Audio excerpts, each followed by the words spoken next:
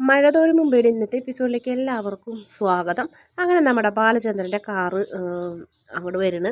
ആ സമയത്ത് പട്ടികളെയാണ് ആദ്യം തന്നെ കാണിക്കുന്നത്. നിറച്ച് പട്ടികൾ ഗേറ്റിൻ്റെ അവിടെ നിന്ന് തുടങ്ങി സിറ്റൗട്ടിലും അവിടെ ഇവിടെയൊക്കെ നല്ല വില കൂടിയ തരം പട്ടികളൊക്കെ തന്നെയാണ്. അങ്ങനെ എല്ലാ പട്ടികളും ഇങ്ങനെ അങ്ങോട്ടും ഇങ്ങോട്ടും ഓടുന്നുണ്ട്. അപ്പോൾ സ്റ്റാലിൻ്റെ മുഖം കാണിക്കുന്നില്ല. സ്റ്റാലി മദ്യപിക്കാനിരിക്കുന്നു. അപ്പോൾ സ്മോൾ എടുത്തൊഴിക്കുന്നതും അങ്ങനെയുള്ളൊരു ഭാഗങ്ങളൊക്കെ സിനിമയെ വെല്ലുന്ന രീതിയിലുള്ള കഥാപാത്രങ്ങളൊക്കെയാണ് അവിടെ കാണിക്കുന്നത്. അങ്ങനെ ബാലചന്ദ്രനൊക്കെ ഗേറ്റ് കടന്നു കാറ് വരും. സിറ്റൗട്ടിൽ വന്ന് നിൽക്കും. ബാലചന്ദ്രൻ ഇറങ്ങാൻ നിൽക്കുമ്പോഴാണ് രണ്ട് പട്ടികൾ വീടിൻ്റെ കാവലായിട്ട് നിൽക്കുന്നത് കണ്ടാൽ പേടിയാവും. അങ്ങനെ ബാലചന്ദ്രൻ തോണ്ടിക്കൊണ്ട് നമ്മുടെ ഗോവർദ്ധന് കാണിച്ചു കൊടുക്കുക കാഴ്ച. ഗോവർദ്ധന മൊത്തത്തിൽ ഗ്യാസ് പോയിരിക്കുന്നു. ഭയങ്കര പേടിച്ച് വിറച്ചിരിക്കുന്നു. എന്താടോ തനിക്ക് പേടിയുണ്ടോ? എനിക്ക് പേടിയൊന്നുമില്ല, ബാലേട്ടൻ കൂടെ ഉള്ളപ്പോൾ ഞാനെന്തിനു പേടിക്കണേന്ന് പറയും. പക്ഷെ എന്നിരുന്നാലും ഗോവർദ്ധന് നല്ല ഭയമുണ്ടെന്ന് മനസ്സിലാവണം. അങ്ങനെ ബാലചന്ദ്രൻ ഇറങ്ങണ്. ഗോവർദ്ധനും പതുക്കനെ ഇറങ്ങും. പക്ഷേ പട്ടി ഒരു സൗണ്ടോടുകൂടി ഒന്ന് കുറച്ചപ്പോഴത്തേക്കും ഗോവർദ്ധനം വേഗം കയറി കാറിലിരിക്കും. അങ്ങനെ ഒരു 5 മിനിറ്റ് ബാലചന്ദ്രൻ അകത്തേക്ക് പോകണോ വേണ്ടേന്ന് ഇങ്ങനെ ആലോചിച്ചുകൊണ്ട് ഇങ്ങനെ ടെൻഷൻ അടിച്ച് നിൽക്കുന്നുണ്ട്. അപ്പോൾ ആ സമയത്ത് ജോലിക്കാരൻ വരും. ആരാന്ന് ചോദിക്കും. പറയും ഞാൻ ഇതല്ലേ സ്റ്റാൻലി ജോസഫിൻ്റെ വീട്, അദ്ദേഹം ഇവിടെ ഉണ്ടോ? അദ്ദേഹം ഇവിടെ ഉണ്ടെങ്കിൽ ഗേറ്റ് അടച്ചിടൂല, ഗേറ്റ് തുറന്നിടും. അദ്ദേഹം ഇല്ലെങ്കിലേ ഞങ്ങൾ ഗേറ്റ് അടയ്ക്കാന്ന് പറയും. അതെ, എനിക്കൊന്ന് കാണണമല്ലോ, ആരോ എന്നൊന്ന് പറയണമെന്ന് പറയും. പാലായിലുള്ളൊരു ബിസിനസ്സുകാരെന്ന് പറഞ്ഞാൽ മതി, ബാലചന്ദ്രൻ എന്ന് പറയും. അങ്ങനെ അയാൾ അകത്തേക്ക് പോകും. അയാൾ പോകുമ്പോൾ പട്ടികളെ പേരും വിളിച്ച് ഇങ്ങനെ പോകുന്നുണ്ട്. അങ്ങനെ പട്ടികളും അകത്തേക്ക് പോകും. എന്നിട്ട് പിന്നെ കുറച്ച് കഴിയുമ്പോൾ അയാൾ വരും. അയാൾ വരുമ്പോൾ അകത്തേക്ക് വരാൻ പറഞ്ഞെന്ന് പറയും. അങ്ങനെ ബാലചന്ദ്രൻ അകത്തേക്ക് പോകും. ഗോവർദ്ധനോട് അവിടെ തന്നെ ഇരിക്കാൻ പറയും. അങ്ങനെ അകത്തേക്ക് ചെല്ലുമ്പോൾ സ്റ്റാൻലി വരുന്നുണ്ട്. സ്റ്റാൻലി വന്ന് കസേരയിലിരുന്ന് കോട്ടും സൂട്ടൊക്കെ ഇട്ടിട്ടുണ്ട്. തോക്ക് ടേബിളിൽ വെച്ചിട്ടുണ്ട്.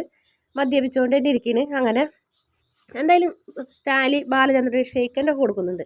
ബാലചന്ദ്രൻ 5 മിനിറ്റ് ആലോചിക്കും ഷെയ്ക്കൻ്റെ വേണോ കൊടുക്കണോ എന്നൊക്കെ. പിന്നീട് കൊടുക്കും. എന്തായാലും അതിന് ശേഷം പറയും ആരാ ഇരിക്കാൻ പറയും. അപ്പോൾ അയാൾ ഇരിക്കും. അപ്പോൾ ബാലചന്ദ്രൻ പറയും എനിക്ക് അതിശയമാവണതേ ഈ പട്ടികളെ കണ്ടപ്പോൾ. എനിക്കൊരു മോളുണ്ട്, അവൾക്ക് പട്ടികളെ ഭയങ്കര ഇഷ്ടമാണ്. ഭയങ്കര ഇഷ്ടമെന്ന് പറഞ്ഞാൽ ഭയങ്കര ഇഷ്ടമാണ്. ചാവാലി പട്ടികൾ വരെയും അവളോട് വർത്താനം പറയും. എവിടെ പോകണമെന്ന് ചോദിക്കും. അവൾ അതേ അർത്ഥത്തിൽ തന്നെ മറുപടിയും പറയും, ഷോപ്പിൽ പോകണു, നീ പോരുന്നുണ്ടോയെന്നൊക്കെ. ഒരിക്കൽ മുറിവേറ്റിയ ജീവൻ പോകുന്ന അവസ്ഥയിൽ കിടന്നപ്പോൾ അപ്പുറത്തെ വീട്ടിലെ നായക്കുട്ടീനെ വന്നു കഴിഞ്ഞിട്ട് അവൻ്റെ യജമാനായ ഡോക്ടറെ വിളിച്ചിട്ടാണ് ജീവൻ രക്ഷിച്ചത്. അപ്പോൾ സ്റ്റാലി പറയും യജമാനല്ല, സുഹൃത്ത്, അതുകൊണ്ടാണ് സുഹൃത്തിനെ പോയി വിളിച്ചത്. മിസ്റ്റർ ബാലചന്ദ്രൻ, പട്ടികൾ മനുഷ്യരെക്കാളും നന്ദിയുള്ള വർഗ്ഗമാണ്. ഞാനതുകൊണ്ടാണ് അവരെ വളർത്തുന്നത്. നിങ്ങൾ പട്ടീനെ വിൽക്കാൻ വന്നതാണോ? ഞാൻ കൊടുക്കില്ല, വാങ്ങുള്ളൂ എന്ന് പറയും. എല്ലാം കൂടി ഒരുപാട് കാര്യങ്ങളൊക്കെ ഉണ്ടെന്ന് പറയും.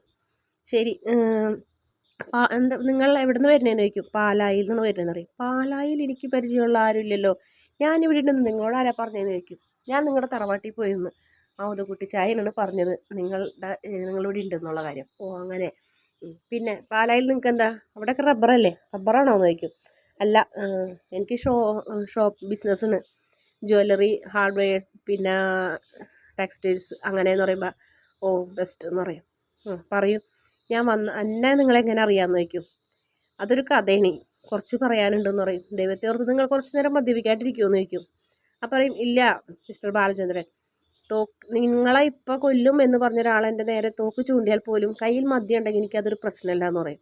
അങ്ങനെ അയാളത് കുടിക്കും. ബാലചന്ദ്രൻ മനസ്സിലായി അയാളോട് പറഞ്ഞിട്ട് കാര്യമില്ല, അങ്ങനെ പറയുമെന്ന് പറയും. അപ്പോൾ 24 വർഷങ്ങൾക്ക് മുന്നുള്ളൊരു കഥയെന്ന് പറയും. അന്ന് നിങ്ങൾ ആഗ്രയിൽ വർക്ക് ചെയ്തിരുന്നു എന്ന് ചോദിക്കും. ആഗ്രയിൽ ഞാൻ വർക്ക് ചെയ്തിരുന്നു എന്ന് പറയും. അന്ന് അപ്പം ഇങ്ങനെ ചോദിക്കുന്നേ, ഗംഗാധർ ഇപ്പോഴത്തെ റിട്ടയർ കേണൽ, അതായത് ഗംഗാധരനെ അറിയുമെന്ന് ചോദിക്കും. അപ്പോൾ അറിയാം, അതെൻ്റെ മാനേജറായിരുന്നു, എൻ്റെ ബോസായിരുന്നു എന്ന് പറയും. അപ്പോൾ അയാളും നിങ്ങളും ഇപ്പം എന്നോട് ഈ പറയുന്ന കഥയും തമ്മിൽ എന്ത് ബന്ധമെന്ന് ചോദിക്കും. അതൊക്കെ ബന്ധമുണ്ട്, കുറച്ച് ബാക്കിലേക്ക് പോകണം. അല്ലെങ്കിൽ അയാളും നിങ്ങളും തമ്മിൽ എന്താ ബന്ധം എന്ന് ചോദിക്കും. അതും ഒരു ബന്ധമുണ്ട്, അത് പറയാം. അതിന് മുന്നേ ഒരു കാര്യം കൂടെ ചോദിക്കാനുണ്ട്. നിങ്ങളന്ന് അയാളുടെ സഹോദരിയായിട്ട് പ്രണയത്തിലായിരുന്നു എന്ന് ചോദിക്കും.